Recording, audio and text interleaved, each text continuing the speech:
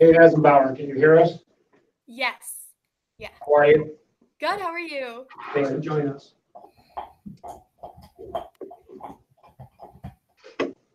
We're just waiting for recordings.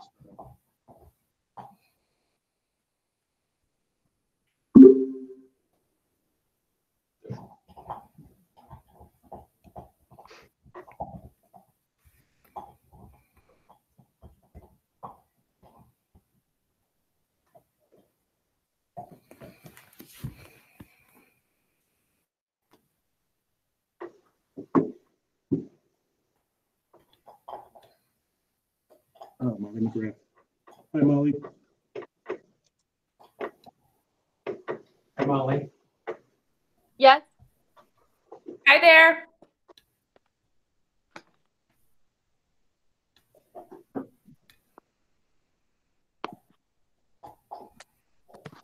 So for the board members, John's having some internet connectivity issues, so he may or may not be on. So he's the only one. So. All right. Is everyone else set to get started, board members? Good. Yeah. All set? Right. Full meeting order at 7 p.m. Attendance, everyone is present except for Mr. Dunn. As I said, he's having some connectivity issues. Before we get started with the pledge, there is a resolution regarding having meetings like this that will be recorded and be remote. Does anybody have any questions regarding that resolution, board members? If not, I need a motion to approve the resolution. I make a motion. Kathleen, a second. Mark, all those in favor? Aye. Aye. Aye. It was 8. Yep, and Kathleen was the first. Yep. So with that, let's do the pledge. To the flag of the United States of America, and to the republic for which it stands, one nation, under God, indivisible, with liberty and justice for all. So we know it's going to be a little challenging and new for us here during the board this way, but I appreciate everyone's participation. I see a lot of administrators, and we do have our student council from Columbia. So ladies, why don't you take it away? Okay. Hi. So over the past couple weeks, we have been in contact with all of our student council members through Google Classroom since we haven't been able to meet in person. So we're currently working to come up with ideas to get students involved during this time remotely. The class that has expressed the most concern about the postponement of spring activities has been the class of 2020. But right now we're focusing on ways that we can contact them virtually in order to continue involvement with the student body as much as possible. Unfortunately, our March Madness Spirit Week was originally planned for the week of March 16th. We attempted to do a virtual Spirit Week through our student council Instagram, but did not have much participation. But this was likely because it was such a big week for adjustment for students and their families. So yeah, Katie said there's been a really great concern brought to us and brought to our attention by the senior class. More so than the other classes, although we are focused on making sure that everybody's really getting involved at this point in time. So one event that we're currently trying to rework in a virtual manner is the May 1st National Decision Day for seniors. And that is the day that most colleges across the nation require seniors to decide and send in their enrollment deposits by. So oftentimes at Columbia, pretty much every year, the majority of seniors will choose to wear apparel for like their post-secondary plans, be it the college they're attending, or another example might be if they're going into the military, they might choose to wear a shirt that reflects the branch of the military that they're going to be going into. So overall, like this has just been a really good tradition that seniors have looked forward to because it's a really great way to just celebrate senior achievements that they've really worked hard for all 4 years. And unfortunately, because of these unforeseen circumstances, that's something that we will not go as planned this year. And many colleges have actually been pushing the day that they're requiring students to respond and send their enrollment deposit by to June 1st. So rather than May 1st, some are choosing to do June 1st or other dates within that allow students more time, especially because we have seen the cancellation of accepted student stays and other factors that play into making a decision about college. So we've looked into what other schools nationwide have been doing to celebrate achievements in spite of school closures. Obviously, like, we aren't exactly sure what's going to happen in terms of going back to school or when we're going to allow, when restrictions will be lifted on larger events. So we're trying to figure out how we're going to do this and work around this in a virtual way. And obviously it won't be the same, but we still want to make sure that everybody has like the best chance that they have to be involved in these types of activities. So we have looked into what other schools are doing, and what we found is that many have actually created Instagram accounts where seniors can submit a photo of themselves and their plans for next year. And we are also planning to do this. So we've actually created an account already, and we hope to get it going this week. And the account name for people that would like to follow is Futures of Columbia HS. So seniors can go on there and they can send us a message and say, hey, my name is this, send a picture, and then their future plans, whatever they're doing, maybe their major, whatever, and then we'll make a post for them so that they can do this at their own pace, and it will help their achievements to not go unnoticed. So we're hoping to get this up and running this week because we've seen a lot of seniors starting to make their decisions. And that's just one of the many ways that we've decided that we would like to start doing things virtually that maybe can serve as a new way to go through this uncharted territory. So as always, we would love to hear input and ideas about how we can help. Like we said before, we're not really sure when we're going to be able to maybe hold events that we might otherwise to get students involved. But we would love to hear from people. Katie and I can both be reached through school email. And as always, we do encourage students to reach out to us through social media and however they feel comfortable. And an easy way to do that would be for, if anyone has any ideas, is they can just send us a message to our student council Instagram account, and we will take that into consideration.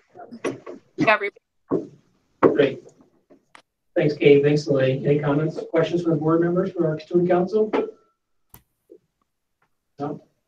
I know that it's been a really challenging time. Our seniors especially are impacted, and appreciate all your efforts that you're doing to reach your peers out there, and anything that we can do as a board.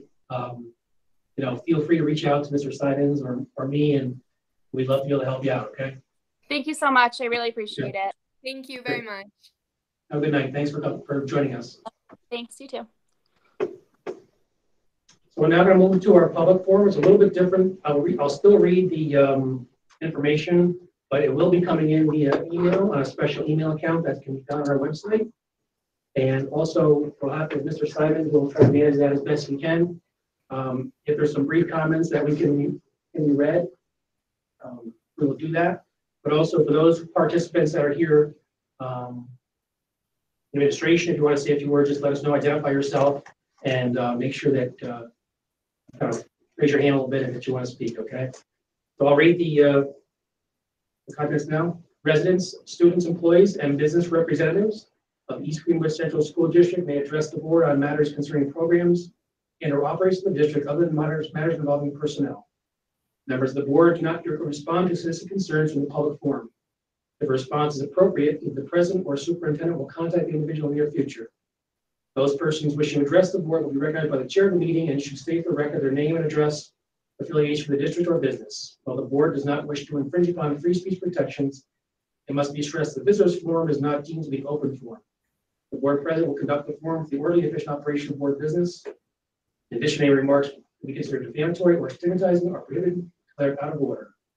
There's no comment period, it's email, so I don't have to worry about the 5-minute limitation. So if there's anything that came in, Mr. Simon, is there anything coming up? Not yet. Just want to, for those of you that may be watching this meeting via the live stream, the email is located on the website. It is EGCSD_DOE_MTG_April_8_2020 but the email is located, it's right on the homepage. All you have to do is click it. Yeah. So we'll give it a few minutes. Yeah, we'll give it a few, and then is there any other comments from our audience at all? Administrators, anything? No? Okay. We'll take some time and see if anything comes in.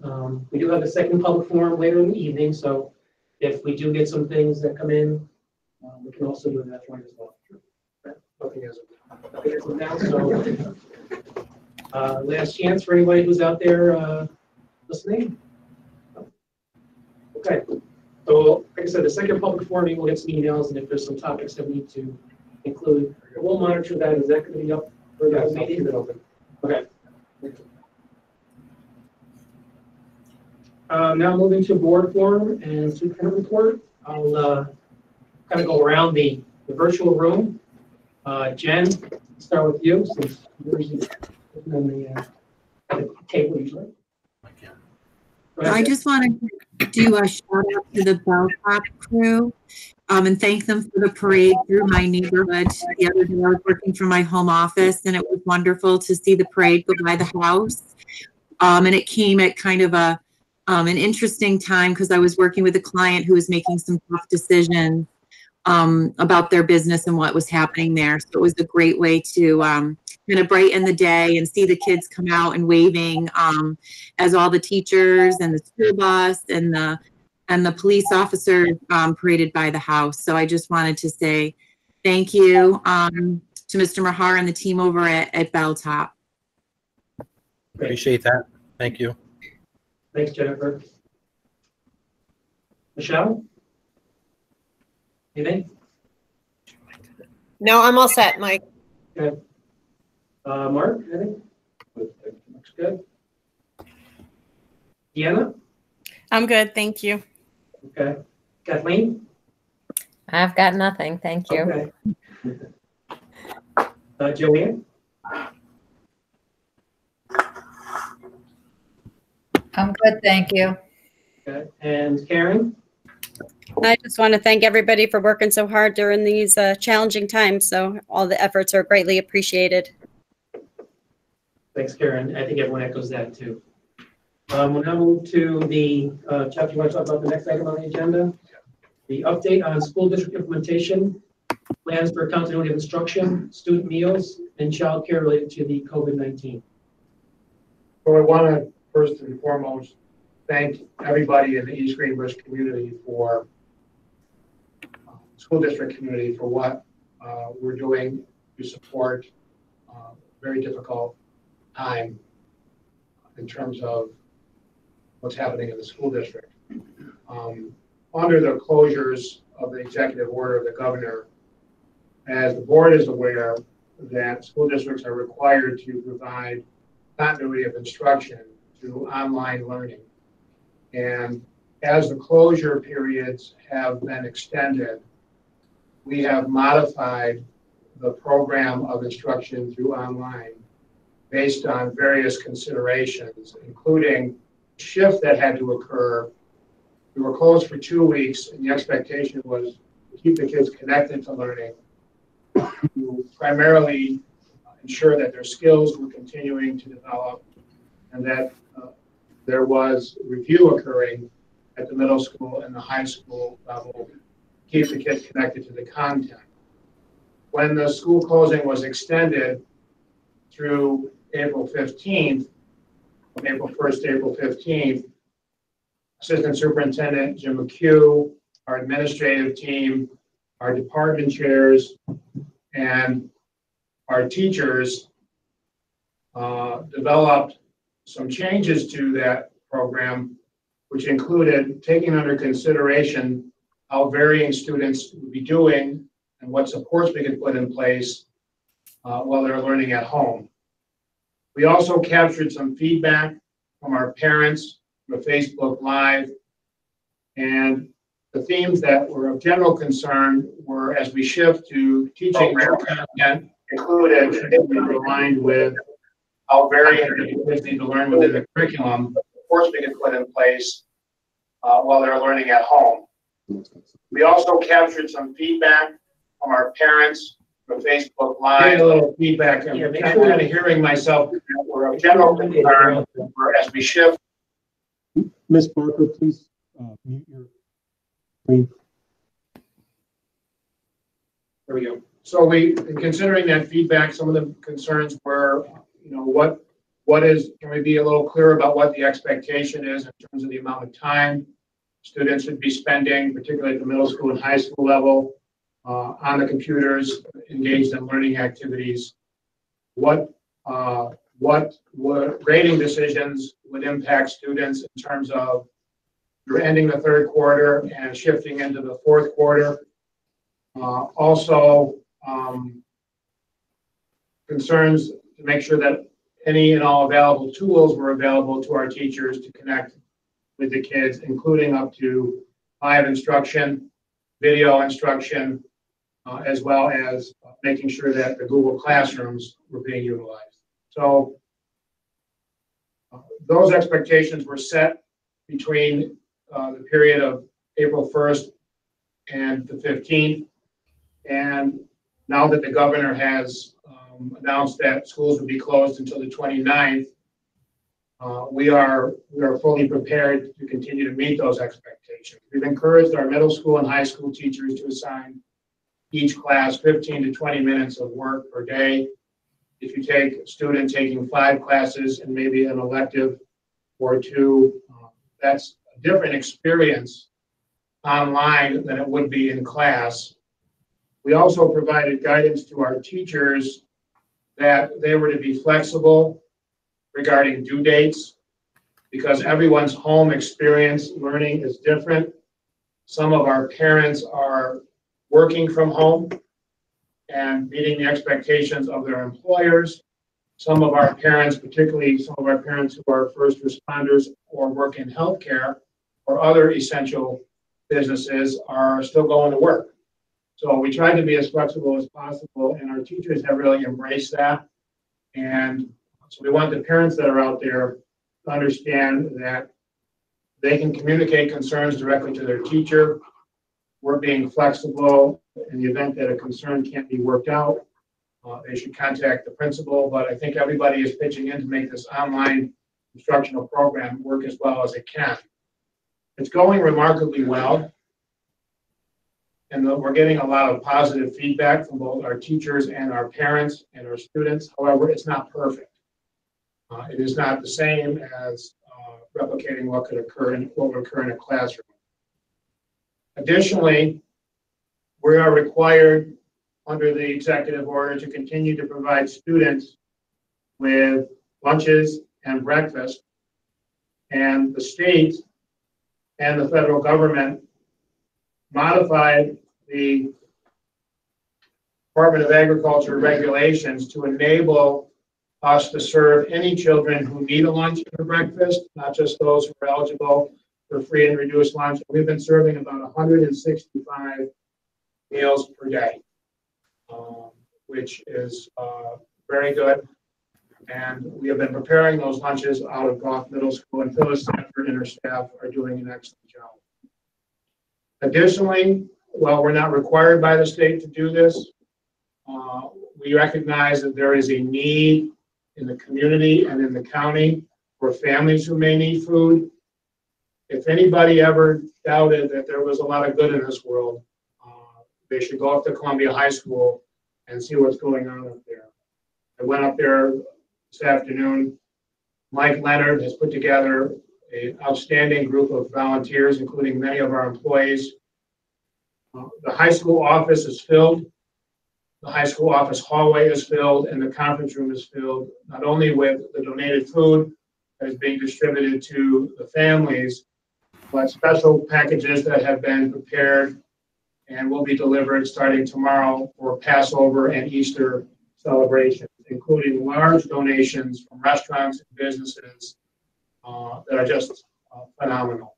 So I want to thank Mike, Audrey DeBacco, who is one of our social workers, and all of the volunteers who are working on that. And the high school loop has been filled with people, some of our parents, some of our community members, just there to drop off food. And it's just a completely remarkable effort and a reflection of the generosity of this community. So outstanding job there. And again, if anybody is watching this and needs anything, they can email Mr. Leonard, who's our athletic director, and we will take care of it. Additionally, there is a requirement for schools to ensure childcare is available for essential workers. Since the governor's first executive order, the categories of essential workers who can benefit from this have been expanded. So it includes healthcare workers, nurses, doctors, people who work in hospitals, in any healthcare-related field.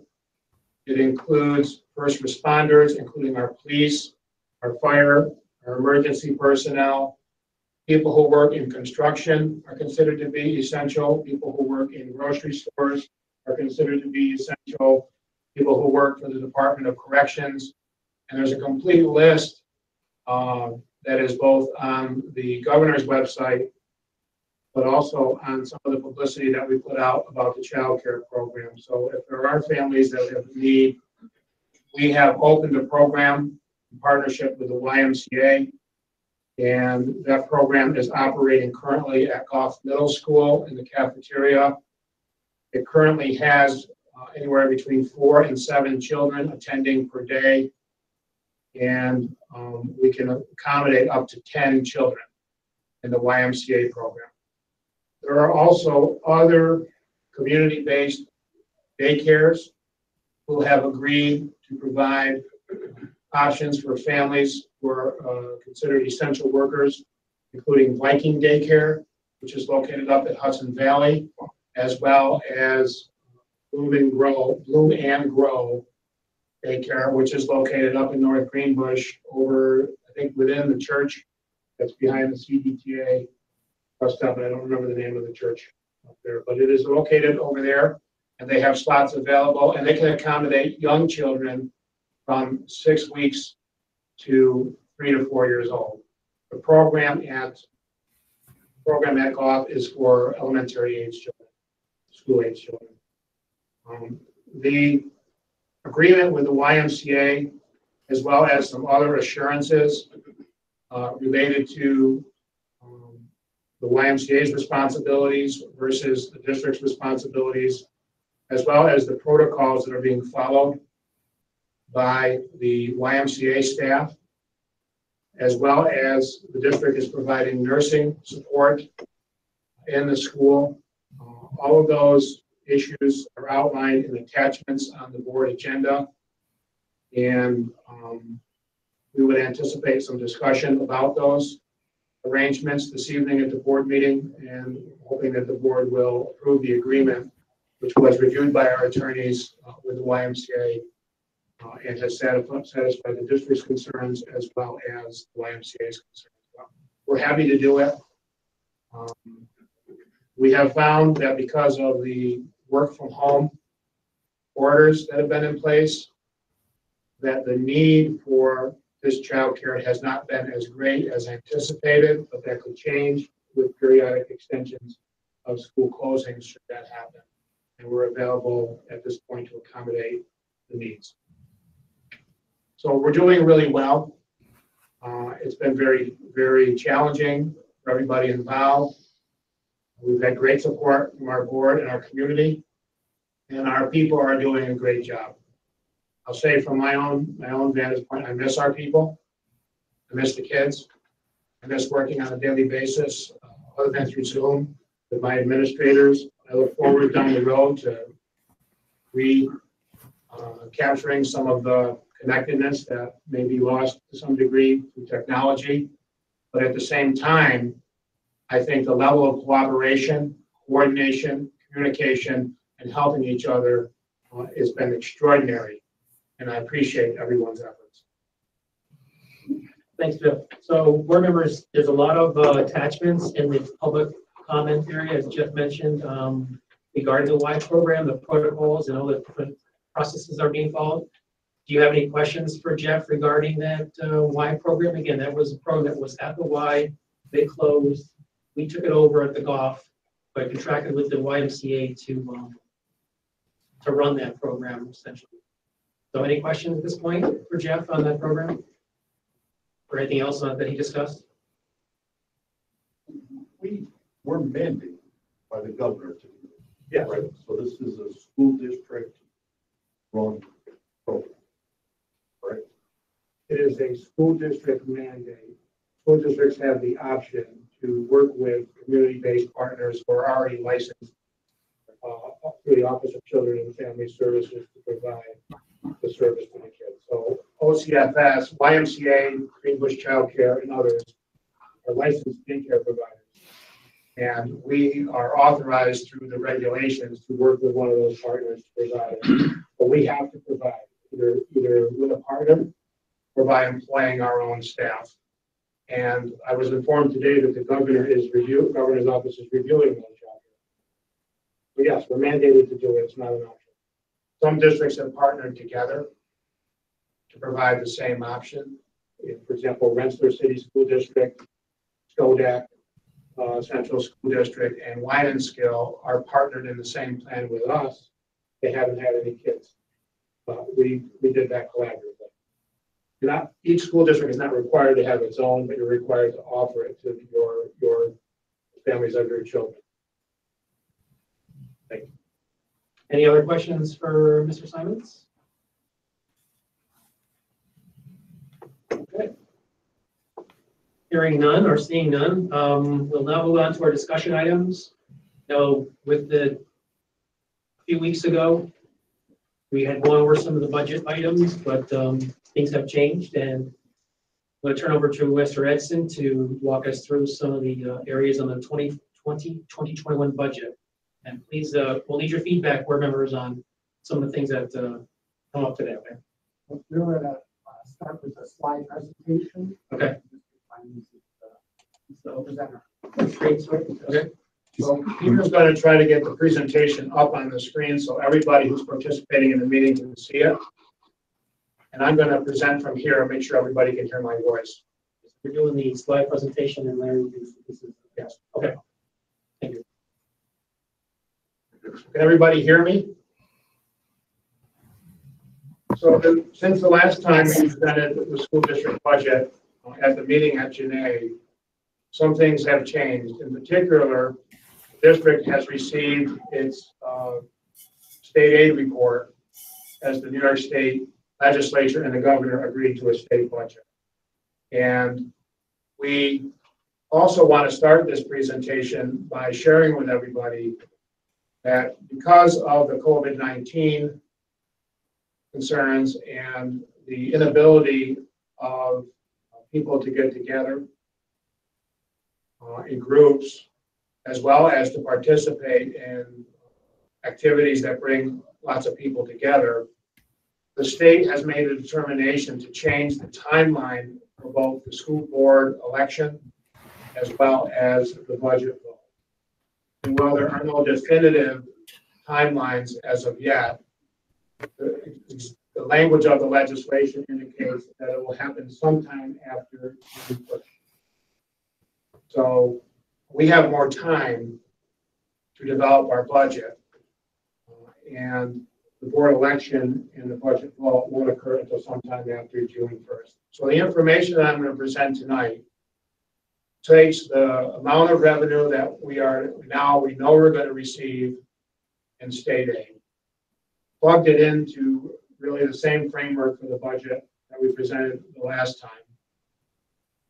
We have some other considerations to take under consideration regarding how the state may or may not adjust our revenues based on the fiscal condition of the state, which due to the impact of the COVID-19, sales tax revenues of New York State, as well as income tax revenues of New York State have taken a significant hit. We were anticipating that hit would hit our school district worse than it actually did.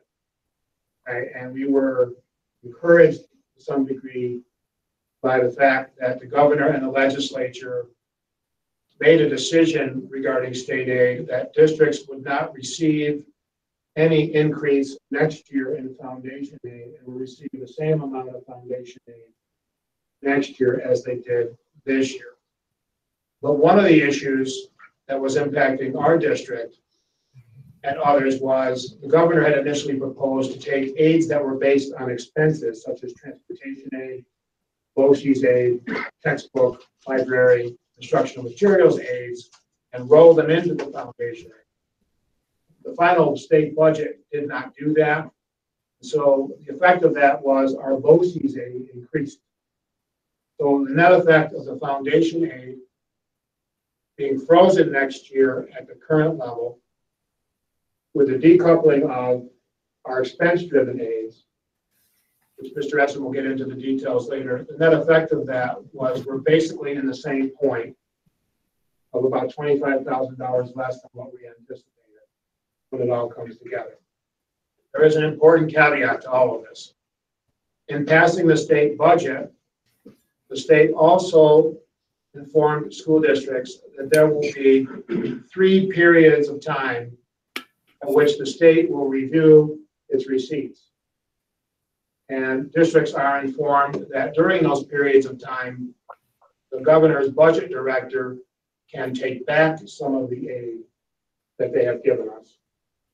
They reduced some of the aid, they brought it back through some of the federal monies that they received, but we don't know what that reduction, if that reduction will happen, what that amount will be, but we will know sometime. First period ends April 30th.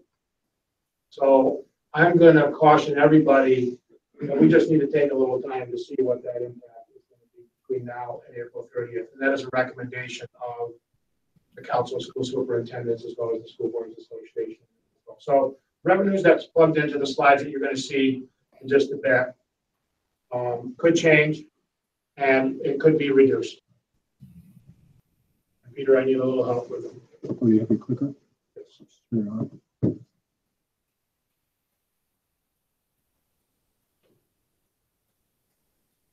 So traditionally, we take a look at where we've been and where we're going. We bring your attention to a slide that indicates that our current year, this is the year we're currently operating in, budget is $95.9 million. 10 years ago, the budget was $83.6 million. The budget increased in that year by 1.65%. The current year's budget increased by not much different, about 1.76%. But notice the state aid, and this is critically important. In 2009 and 10 years ago, we were actually receiving, in real dollars, more state support, $28 million to $25 million today. Well, certainly expenses have gone up. The state's portion of our school district budget has decreased over the last 10 years. The state used to pay for about 33% of our school district budget. They now only pay about 27%. So the level of state support, we've been talking about this for a number of years for our schools, has declined. Additionally, the tax levy 10 years ago yielded about $48 million. This current year, it yields about $57.5 million. And as a percentage of the budget, you can see that the percentage of our school district budget supported by the local taxpayers has increased because the percentage of our budget supported by the state has declined. Another way to look at it through a pie chart, we have a little over 57% of our budget being supported by the tax levy in 2009-10, and about 33.5% supported by state aid. And we see quite a shift over the last 10 years and a reduction of the state support to about 26.9%. So the revenues flowing into the budget to meet expenses, more of those revenues are coming as a percentage of the overall budget from the local tax levy. Looking at trends up to the current year, which is 1920, over the last 3 years, we've made the point, we had an advocacy forum earlier this year, that the state aid that we've been receiving has been the lowest state aid increases that any district can receive in the last 3 years, and those increases have declined each year. So to offset cuts in programs, we have raised our tax levy 3.7%, 4.27%, and 3.69%. But I would point out, in each of the cases of the last 3 years, in fact, every year, since there has been a tax cap, our district has proposed a budget that has remained within the tax cap. We'd like to compare our tax rates to other districts that are like ours. East Greenbush tax rate is not the highest, it's not the lowest. We're somewhere in the middle of the pack. We look at 5-year averages of our tax levy. Over a 5-year period, we are not the highest, we are not the lowest. Over a 10-year period, we are the second lowest. East Greenbush's average tax levy increase over the last 10 years has been 1.83%. You will see later on that our moving into next year, our current tax cap is about 1.62%, which is the lowest it has been in a number of years. So we will have to keep our budget with a tax levy of 1.62% or lower. Typically, we talk about areas of the budget on the operations side, which includes transportation. The board and the community is familiar with how we go about purchasing transportation through a fleet replacement plan. Keeps our buses safe, modern, and efficient. We also use monies that have been set aside through tight management of our budget in a transportation reserve to buy buses, which saves principal and interest on the borrowing for our taxpayers. Also, operation and maintenance. We have a lot of buildings, we have a lot of property.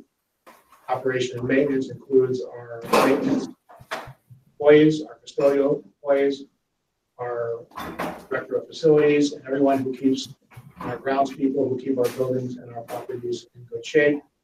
Operation of the Board of Education. I would have to say that Board of Education members don't get paid a volunteer job, but they put as many hours in as you might imagine someone getting paid to do it. Because there's more than just 2 meetings a month. There are a lot of committees and work that our board does, but typically we need some supplies, some equipment, and other materials to operate the Board of Education. Central administration includes the superintendent's office, assistant superintendent for business finance, the superintendent for curriculum instruction, the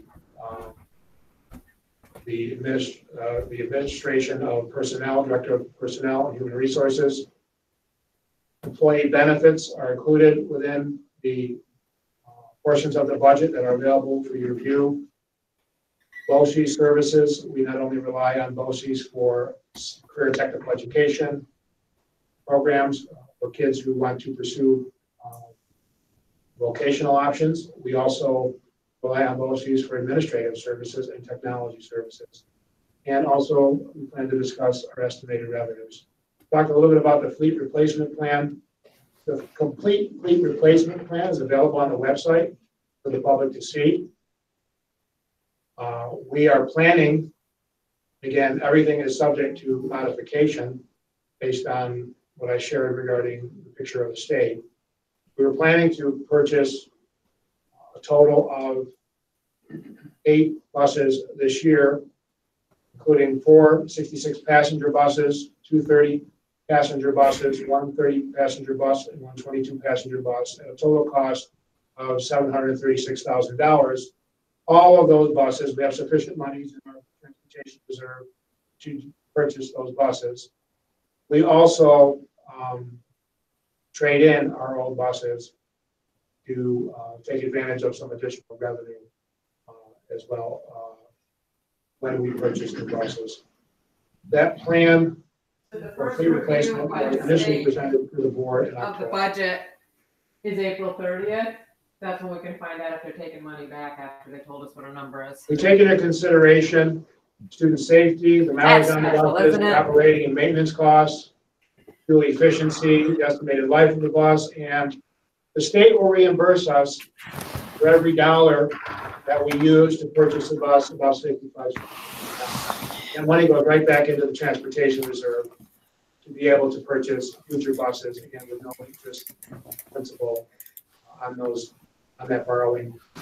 The borrowing is not necessary because we use the reserve. So it's a cycle. We purchase new buses, we replenish the reserve through the transportation aid that comes in, any additional optional funding through board action, we can fund those reserves. We typically do that on an annual basis. Can I ask you a question about buses? Sure. Do we shop around for the best bus prices? Or as we continue just stay with the same company? We buy them on state. Contract. And, oh, sorry, we buy them on state contract. One of the reasons we do that is because the state has done the bidding process. But it doesn't always make sense to shop around because you might save money on bus purchase, but then you don't have a standardization of parts, which you can buy in bulk to, for replacement. So, mechanics are familiar and trained with particular models, and so there's a lot of standardization that goes on with the fleet. Of course, Mark, the standard. Report that over time, there's only 4 manufacturers of buses in the fleet for that standardization process. Standardization also streamlines our parts purchasing so that we only purchase a certain amount of parts, and we can keep in stock the parts that we need to repair the buses that we have. Thanks, Mark. There's some additional operation and maintenance equipment that we would like to purchase. We, in the same way that we've had a replacement schedule for our buses, I think 2 years ago or so, we looked at some of the needs of our maintenance vehicles. We were able to purchase some of those this year.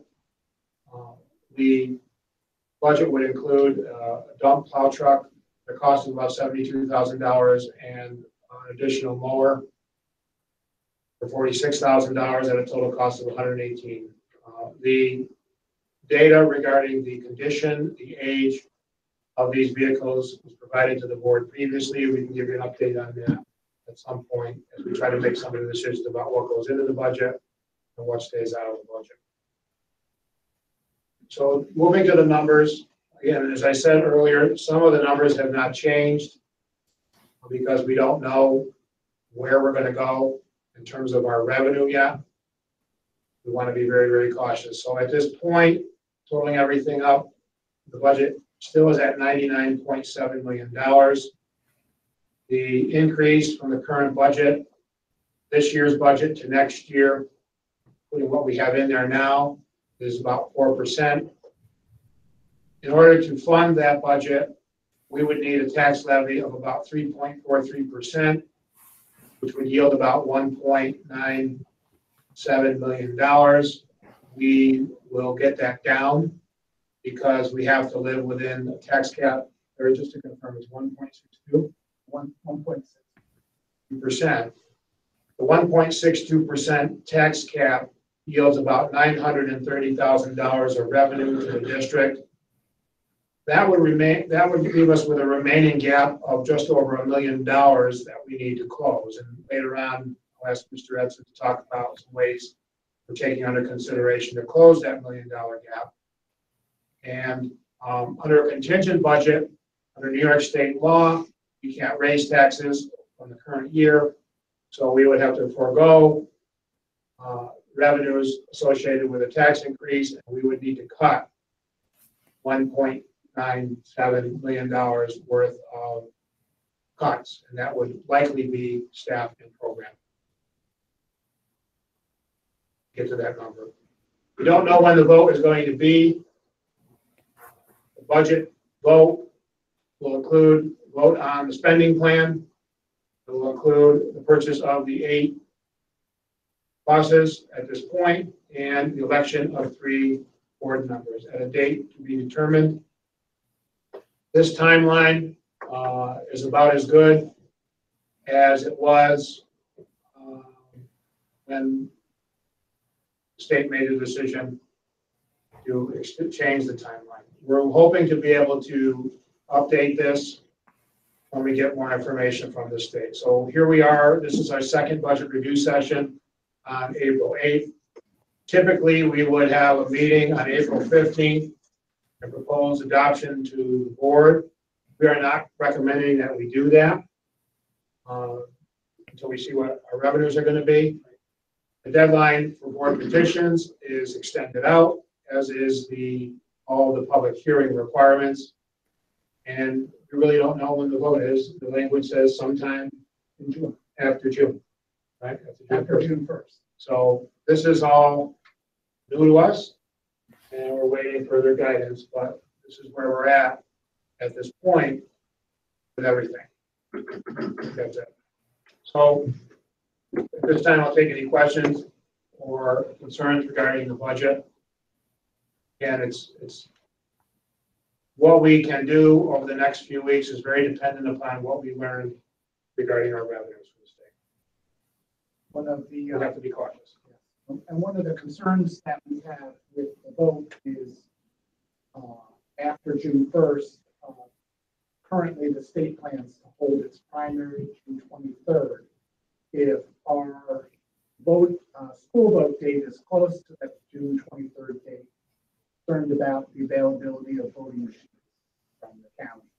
We're unsure, but if they're within a week of each other, it could be a paper ballot here, and the process is very different than it is for machines. So we're watching that, but we don't have enough information at this time.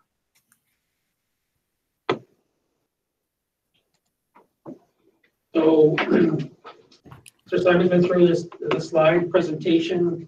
We're going to stop sharing the screen right now, and then board members, if there's any comments that you want to make about the board, about the budget, any questions you might have. Mike, can I just say that it's very hard to hear Larry when he's talking, and whenever we talk anything budget, we definitely want to be able to hear him. Yeah, he's unfortunately the microphone is on the left side of my left, and Larry's way to my right far corner. So, is there something you want to repeat at all? I honestly don't know because I didn't really hear it. What Mary said was related to the timeline and concerns that, yeah, maybe Larry can move down to the other end of the table. So we are relocating Larry to my left. And he can do it under these 60. Yeah, that'll be good. And then the thing is, we don't know when the budget vote will be. We know that the governor had something about the primary and paper ballots and those kinds of issues that still need to be worked out. So the issue was really how the vote's going to take place, machine and or paper or a combination. We don't know yet. So we turn over to Larry for his. Yes. Okay, there's a few other attachments to the agenda item. The first one being the fund balance projection. The last projection was presented to the board on January 8th. This one is in the same format as that projection. And it's a quick look at where we might end up at the end of the year. Now, I did this as of March 14th, which was before our closure. So it's good as of the 14th, and where it will go after this, there is some uncertainty again with our revenues, as Mr. Simons mentioned, with the state potentially taking back some funds either in April or the May-June timeframe during this school year. And the current fund balance projection shows a surplus of $660,000 over the previous year's fund balance, which is good. And the board may choose to use some of this to fund a reserve, which may fund a portion of next year's budget. It's certainly something that could be considered with our shortfall, which, as previously mentioned, was a little over $1 million. The second item was the state aid analysis, and Mr. Simons did such a great job of reviewing the state budget major points that I have mostly check marks next to my notes, and there's only a few things I wanted to mention. One is that changes in the building aid and transportation aid calculations have been rejected. by the legislature, so that's good news for us. However, with residential placements in for students in the special education program, we are going to be picking up an additional 18% share of those placements beginning April 1st of this year, because it's based on the state budget year, through next year, March 31st, and then of course it could be renewable. And unfortunately, I didn't bring tonight what that impact was, but I'm going to have to look it up because we did calculate it at some point. But it's with currently the district is at 2 residential placements, and so this could be a dollar impact to our budget, and actually the current year's budget for a few months. And other things of note in the state budget was the change in the mandatory paid time off for voting. That's essentially been mostly repealed by the state budget. There used to be a requirement that if there wasn't a 4-hour threshold of consecutive hours for people to work while to go and vote while the polls are open, the employer would have to provide paid time leave, and now that has been rolled back, and the maximum amount of time is 2 hours. And essentially, according to New York State school boards, we're going back to the pre-2019 rules in this area, and this is something that School Boards Association lobbied very diligently for during the budget process. So a little good news in the state budget. You'll also see attached a updated revenue summary, and this takes the new state aid numbers and puts them into our projection. And you'll see that one of the major changes in the revenue summary from the board's preliminary estimate is in pilot agreements, because our local industrial development agency consolidated a number of the pilot agreements that relate to Regeneron, and that produced some additional revenue. As you see, some of the construction that's been going on over the past few months in the 3rd Avenue extension area, that is going to change our revenues in the next school year. And so therefore that dropped the tax cap calculation from 2.19, I believe, in the initial estimate to the board. It's now at 1.62. So that was a plus, but it didn't change the gap because pilot revenues move with the tax cap calculation. So we're still above the tax cap calculation by $1 million. And other than the ones that are noted for state aid, there weren't other changes to that document. And lastly, one of the board objectives this year was to develop a debt service plan. And this is not a common document in school districts throughout the state. And one of my challenges in the past month was to find a good sample online, and I was unsuccessful with that. And so I created my own, naturally. And so what you have in front of you, it has about 6 parts.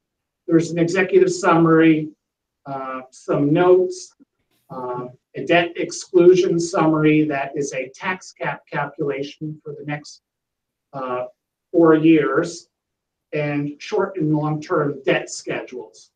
And this information will eventually feed into the long-range plan that the board has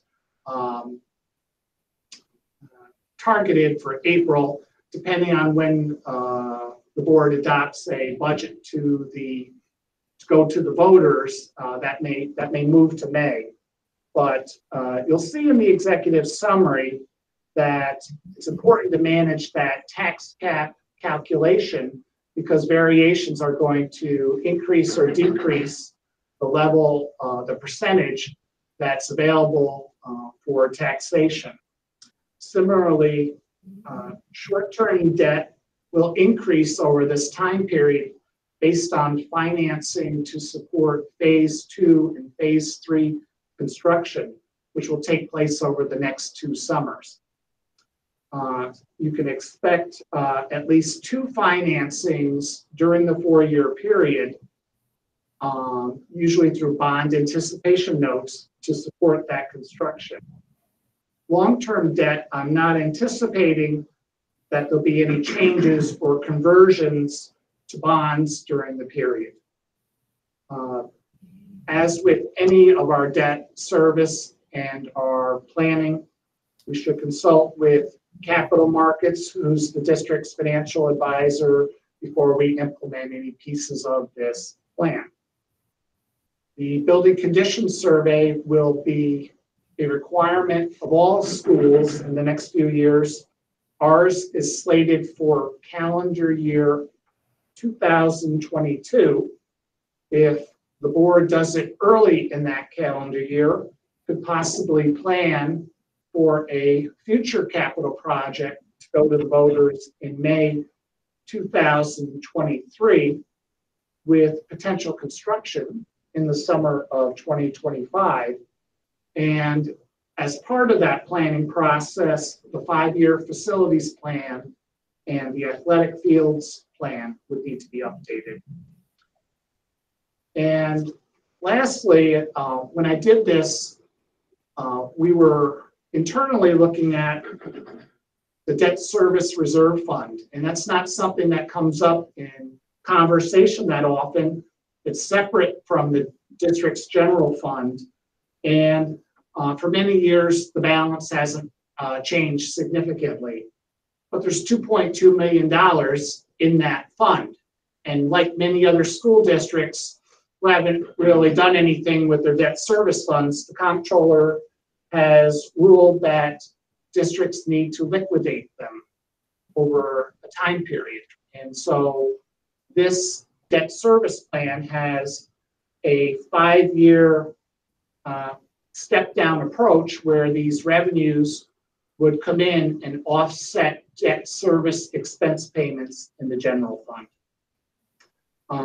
Also noted in the debt service plan, our reporting to the state education department is up to date. And you'll see beyond that executive summary, there's lots of schedules, a lot of information. It looks similar, but not exactly like what you see in the district's annual financial statements that come to the board each October. And if the board accepts this plan, I will post it on the website along with the other financial plans on the budget and tax page. Oh, yeah. Any questions for Larry, board members, regarding? I thought that was excellent. Appreciate that. There's a lot of work and a lot of information. One of the bullets that you talked about, it's just recently, the line says, propose the funds be applied as revenue according to the following schedule. That's the 5-year plan. We accept that. That would be applied for the next year's budget. It is. It's part of the board's budget proposal. Okay. It's in the preliminary estimate. I thought for impact purposes, I used kind of a step-down approach. Okay. I mean, it could be all at once. That's a big impact all at once.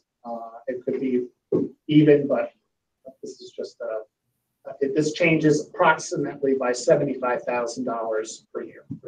Okay. But it is possible to do that. That's your proposal to step it down, but we could. Yes, you could change it in any year. Okay. You know, it's just a guideline. Yep. But the first year is in your budget proposal. Okay. Any other questions for Larry regarding the information he shared with us? Board members? Could there be consideration to accept the debt service plan? So we'll do the vote. Yeah, so Larry's asking, and we're asking that we accept the debt service plan Need a motion to approve that, board members? I Jen? make, Joanne? yes. Good? Good. Hands up. Good. But everybody will be opposed? Abstaining? Good, there we go. We're approved. Thank you, Larry. Any other general comments from the board members regarding the budget? I think this is a year we have to look at the reserves and think about what it looks like. We have a tax cap that is much lower than we're used to. But we know the economic conditions that we're facing or the uncertainty we're facing, really. We have time, though, to keep looking at this. As Jeff mentioned in his presentation, the first milestone is end of April. We do have till June something for the budget, so we have some time to continue to look at this. Fortunately or unfortunately, but we want to preserve our program, but we know we have an obligation to our taxpayers and the impact that this the virus is having on our communities and that employment and all that those things that go into it. So it's going to be a very challenging year. I think we position ourselves as a community and school district over time to be able to weather this as best we can and try and preserve our programs that we built and tried so hard to maintain and improve opportunities for our students. Any other comments? I have to admit, this is not as bad as I thought it was going to be. And I really appreciate all the hard work that you've put in, Jeff, and especially you, Larry, to kind of help us understand. Because when you were first looking at all of this, I was very, very concerned about what next year was going to look like. And I'm not happy to see the budget, but I'm not as worried as I was. And I do believe we'll make it through. But like Mike said, it's, very tough times, and we'll do what we need to for our community. Thanks, Kathleen. Anyone else? No? I just wanted to. So, yeah. One of the issues I'm thinking about, and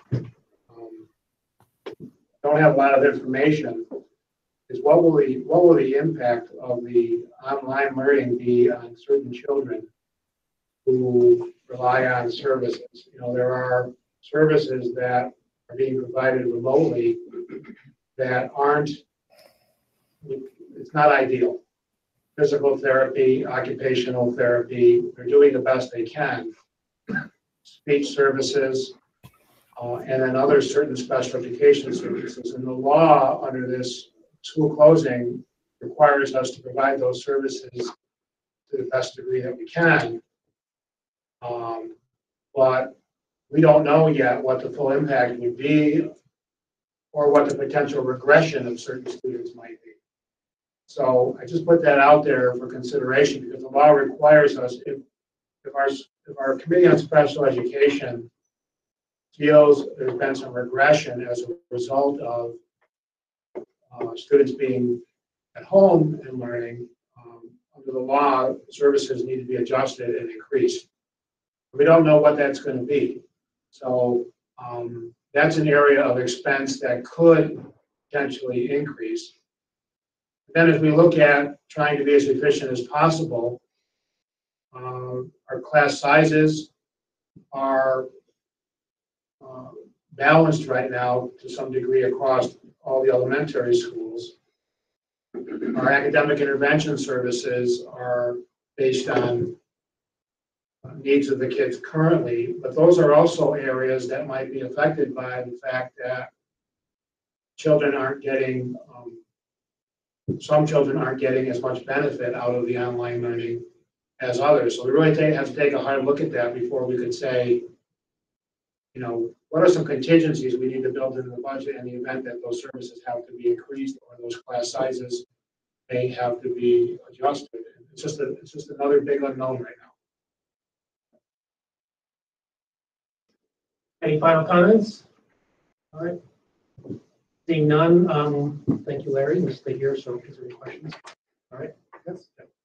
Moving to the next item for discussion is the board meeting schedule. Anything to discuss there, Larry? You want to mention the board? I think it's a pretty standard schedule. The only thing I would note is the organizational meeting date is set for July 7th. July 7th. We'd like some feedback as to whether that date can work for board members. Because there's a number of things that will be coming up soon. Mark will be doing the calendar. It's good for planning. So, you know, we don't need an answer, but we put it on for some feedback in case that date worked, or it could be as late as the following day. It could be July 14th, or it really could be any time between the 1st and the 14th by board resolution.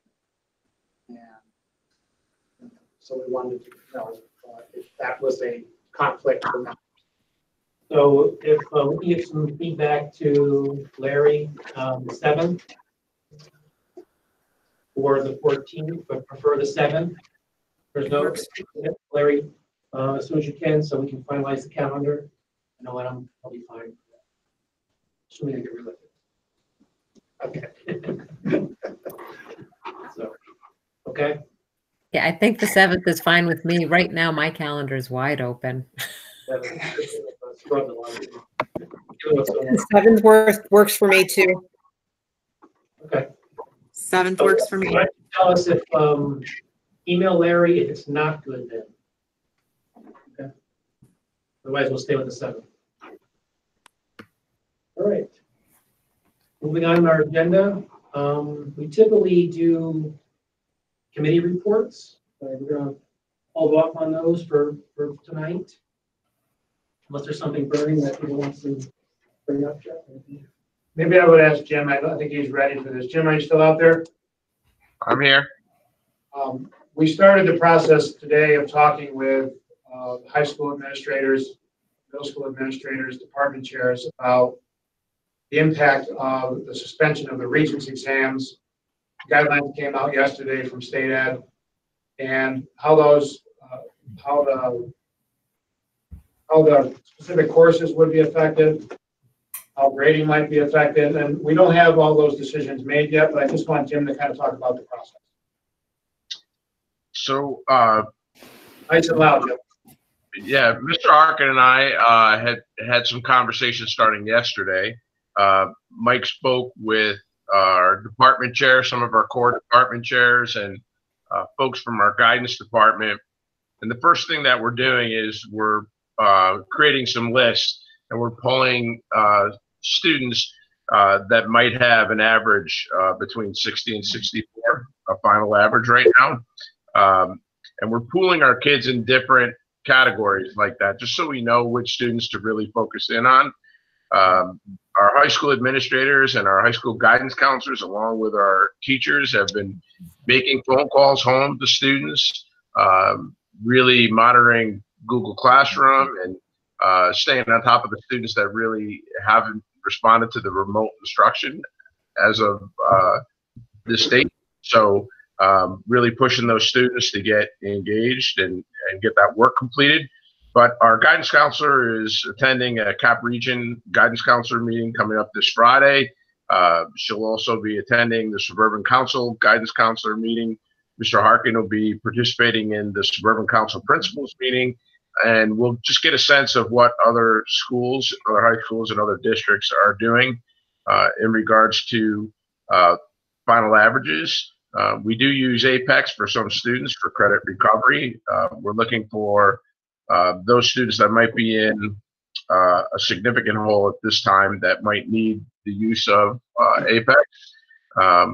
But typically the Regents were 15% of the final grade. So we're working with our department chairs to figure out how best to advocate for our students and support our students during this challenging time, and how those calculations should be made to determine that final average. Thanks, Jim. Thanks, Jim. And I think that, some of the programs that we put in place to help our students in terms of graduation, we think of, OG and other programs. We have to just continue to, look at how this is impacting, like you said, the students who don't have the resources or don't have the support, and may need some additional support to help them get through this. So, a lot of challenges. So, and I know that our staff are rising to the occasion to help every student and parent who needs support. Thank you for that. Moving on to next order of business is the minutes. So we have the draft minutes for March 11th. At those minutes, let's say that meeting, John or Jen were not there. So is there any changes, corrections to the minutes for March 11th? There's none. I need a motion to approve that. And I can't see the screen right now. Hang on. Peter's going back to it. I'll see the second. Second. Okay. Michelle? Yep. All those in favor? In favor. All those abstaining? Jen? Approved. The next one is the minutes from March 18th. Any questions or comments, changes, revisions? All right. If none, I need a motion to approve those minutes. Everyone was here. Jennifer? Joanne, I see your hand go up. All those in favor? Okay. Approved. Moving on to the approval of programs for resident children with disabilities. Any questions or comments? If not, I need a motion to approve that. Michelle, second. Karen, all those in favor? Approved. We'll move to the reports and presentations of superintendent. Nothing further. Nothing further, okay. Table motions, I have none at this time. Old business, anything board members that you want to bring up right now that was discussed in the past? No, okay. So coming to the consent agenda, we do have a couple items we need to talk about. First, I'll need a motion. We're going to change the agenda slightly. There is item H regarding construction work that is essential that we need to remove from the agenda. And we're going to add also, do we have the student intern for this year? Yes. On the agenda? I think, Marissa, you added the student teacher, correct? That is correct. It's on the instructional personnel agenda, and it's item B. Okay, so just to clarify, in item B, what happened is we're working with St. Rose, a student intern who is going to work remotely with one of our staff members to help get the hours they need this year to graduate from their program. Yes. It's a music education teacher who was doing his student teaching in another district and was advised that he would not be able to complete that requirement remotely by that district. And he's eligible to graduate this year. So Scott Halliday has agreed to work with a student through some curriculum projects and some other things so that he can graduate from St. Rose and become a certified music teacher. And we think that's the right thing. And the second item, we're going to remove item H. What happened is the Empire State Development Corp had made a change in the way they classified construction capital projects for schools. Prior to this, there was a need to do a resolution to approve that, but that's no longer necessary based on the most recent guidance. So I just need a motion to change the consent agenda to remove item H and to add the item Marissa just talked about with student intern. Anybody? Motion? Deanna, second. Michelle? All those in favor? We'll change the agenda. Now, the agenda items were changed, approved. Is there any items on the agenda for consent that you'd like to talk about in terms of like the construction, the bidding, and any other items, Jeff? Yeah, we have Lynn Ellsworth here. Is Steve Whitman here too? Yes, I'm on, Jeff. Okay. If you gentlemen could speak nice and loud, could you explain for our board's purposes the resolution F, which is our phase 2 work, and outline the bids and the recommendations related to the alternates? Do you want to start, Steve? Yeah, sure. So as you know, we opened bids in early March, and we received a pretty good response from our bids, with only two notable exceptions. One, we only received one GC bidder on the project. but in the grand scheme of things, we're still under our target budget for the job. And this GC bid that we did receive was very close to what we had estimated. So we feel very comfortable with that number. The second, as you probably know from your packet, there was one electrical bid that decided that they had made a mistake in their bid and wanted to withdraw their bid, which we recommend that the district allow them to withdraw.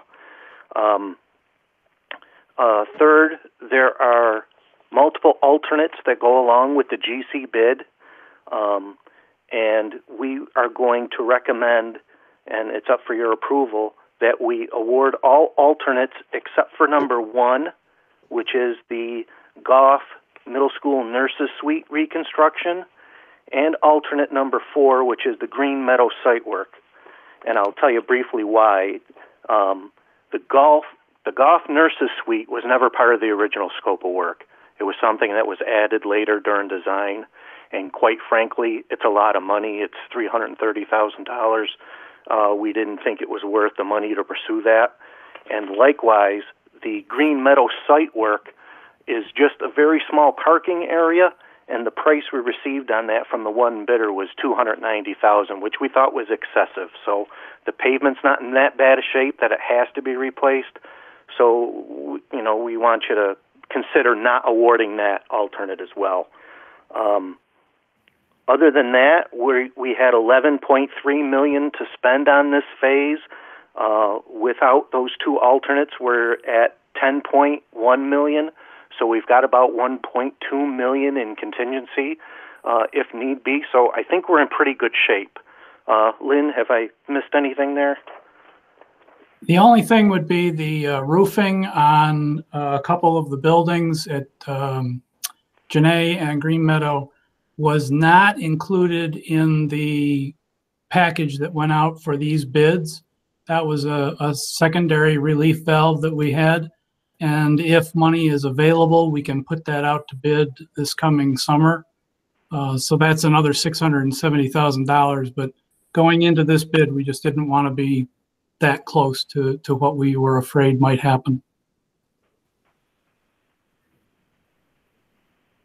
Lynn, can you've educated me on some potential contingencies with this project, particularly the golf gymnasium panels. Can I explain what we could potentially get into?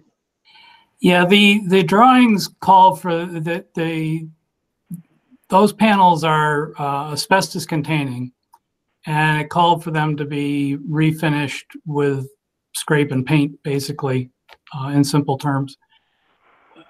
Bob Ulick and I were up there today looking at them, and there are spots that are probably going to need to be cut out by the asbestos abatement people when they're up there working on things and repaired. And we're not talking huge things here. We're talking like repair with Bondo or something similar to that, and then coated with a material that will be able to better withstand the elements. But the short of it is we got a price for that alternate of $38,000. The likelihood is when it's all said and done, it'll be twice that, maybe pushing 100,000. So that was one of the reasons we wanted to have a reasonably large contingency, because that's one of the examples where asbestos is going to bite us. And we've got a lot of work in the schools that we are doing where asbestos is going to be removed from chases so that plumbing can be replaced.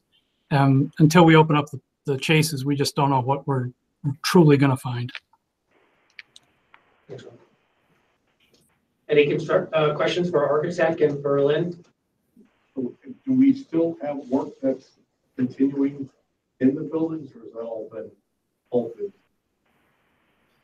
I'm sorry, I didn't catch that. Do we still have work that's going on, or has all work been halted?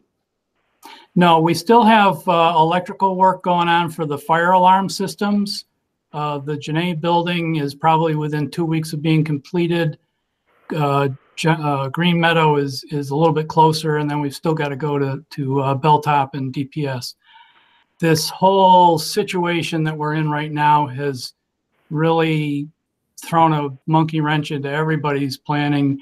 When the work was stopped for a few days because of the changing guidance that was coming out of the governor's office, 3 of the electricians couldn't come back because one had developed the flu, another one couldn't find daycare, all kinds of things that under normal circumstances might not be a big deal for more than a day or two. But now with somebody with the flu, they've got to stay out till they're fever free for 3 days and that kind of thing. So it's limiting what's available for a workforce. Is this going to put us obviously behind schedule? I expect that the fire alarm, we had planned on it being substantially complete the end of May. I'm expecting we're looking at the end of June at this point. Any other questions? Nope. Thanks, fellas. I think it's obviously very challenging, and just keep Jeff informed, and he can relate to the board what's happening on a regular basis. It's good to know that at least the guidance has changed within the buildings, and practice the protocols and social distancing as required. And we do have that on the agenda too, where the contractors are making sure that they're following those protocols. Okay. Any other questions on any of the other consent agenda items at this point? Mike, I'd just like to make note of retirement of Ann Warrington, a nurse at Red Mill for many, many years. I'd like to congratulate her. And I just want to make mention, I'm sure many of our new retirees are going to be struggling with their final year being what it was, just the same as our seniors. And it's just something to think about, their last year being so different from what they expected, but wish them well. That's a great point, Joanne. Thank you for mentioning that. Anyone else? Mike, I just really want to thank Marissa and Jeff for working to help the young man get what he needs to graduate. Being someone who's working in higher education and trying to get our seniors through right now is a real challenge. And so I really appreciate that the district stepped up to help somebody, so that he doesn't have to postpone his life because of everything else. So thank you very much for doing that. Yeah, I think building those bridges with the higher ed and the teaching colleges, we want to make sure that those students have a successful experience out of college, and make sure that we continue that it's a great profession to go into, and we can encourage them to continue on and be part of the education community. So thanks for mentioning that. If there's no other questions, I'll need a motion to approve by consent the agenda items mentioned, A through L, with the one exception, taking out H. Kathleen, a second. Karen, all those in favor? Approved. Thank you very much. Any new business, board members, you want to bring up? No? Okay. We'll go to public forum number 2. Did we get any emails? We do. We have emails. We have one public comment from EGTA President Drew Romanowski, who submitted one via the email. I will read his statement. My name is Drew Romanowski. I'm the president of the East Greenbush Teachers Association and a social studies teacher at Columbia High School. You may have viewed this in Thursday's April 2nd Weekly Advertiser, but I'm submitting an open thank you letter to you and our parents. Dear parents, first I want to share my well wishes for your health and well-being during these difficult times. COVID-19 has completely changed the structure of our lives in a matter of weeks. For teachers, the subsequent shift from in-person instruction to remote learning is not ideal. We truly miss the kids. Please be assured that your teachers continue to prioritize the physical and mental well-being of our students as we approach and navigate each day. I recognize that this change has brought more into your home and now adds a new dynamic into your lives. Taking care of your child is the most important role that we continue to share. We are all trying our best during these challenging times. On behalf of your students, teachers, on behalf of your students, teachers, I sincerely say thank you to each of you for what you're doing. With appreciation, Drew. In addition, Each day, I am both humbled to serve our teachers as their elected union president and proud to do so. Having witnessed our teachers' dedication, compassion, caring, and to experience such a dramatic change in our profession firsthand, it is truly impressive and inspiring to watch how our teachers have taken this in stride. On behalf of the Teachers Association, I personally thank you, as I also thank our district administration and Board of Education for their support during these challenging times. Thank you, Drew Romanowski. Very good. Thanks, Ken. Appreciate the comments, Mr. Romanowski. And is there any comments from the board members? Our second board forum, since that was the only public comment. Anyone? I just want to say, I think, I echo what Drew said and a lot of things that Mr. Simons has done. The work of our community, our staff has been exceptional. They've been adaptable and flexible. They've been learning things that they never thought they learned to have to do, and adjusted to ways of working through home and caring for their families. We're surrounded by kind of the different things that we encounter day to day, like going to the grocery store and having to wear masks and gloves and things like that.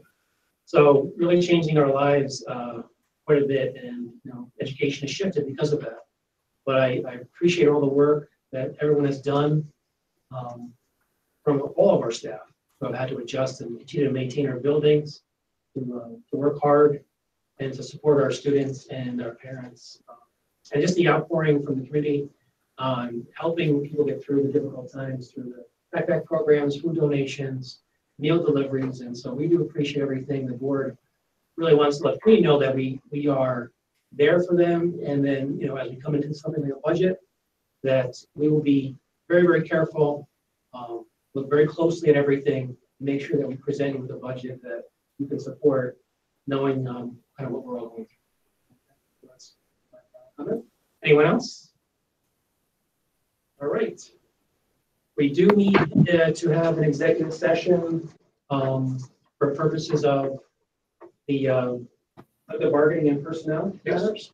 So what we're going to ask you to do is the board members, you're going to be given a different link to come on to the executive session. And that will come from 10-minute break. 10-minute break, and then it'll come from Peter Goodwin directly, so he can log back on. They'll just go to the board members. Okay, so I want to thank everybody for joining us tonight for our board meeting remotely. It was quite an experience, but I think we got through it. And I appreciate everyone's patience. So have a great night. We don't anticipate coming back for any board business. So take care. Have a good night. Again, thanks. So board members, 10-minute break. Log back on. Peter Goodwin will send an email. Do we need a motion to go into executive session? So Marissa and Jim. Sorry, go ahead. Do we need a motion to go into executive session? Thank you for the reminder. We need a motion to go into executive session. Jennifer and Michelle, all those in favor? Okay, we're going to executive session. So thank you. Look for that email. Bye, everybody. Good night, everybody.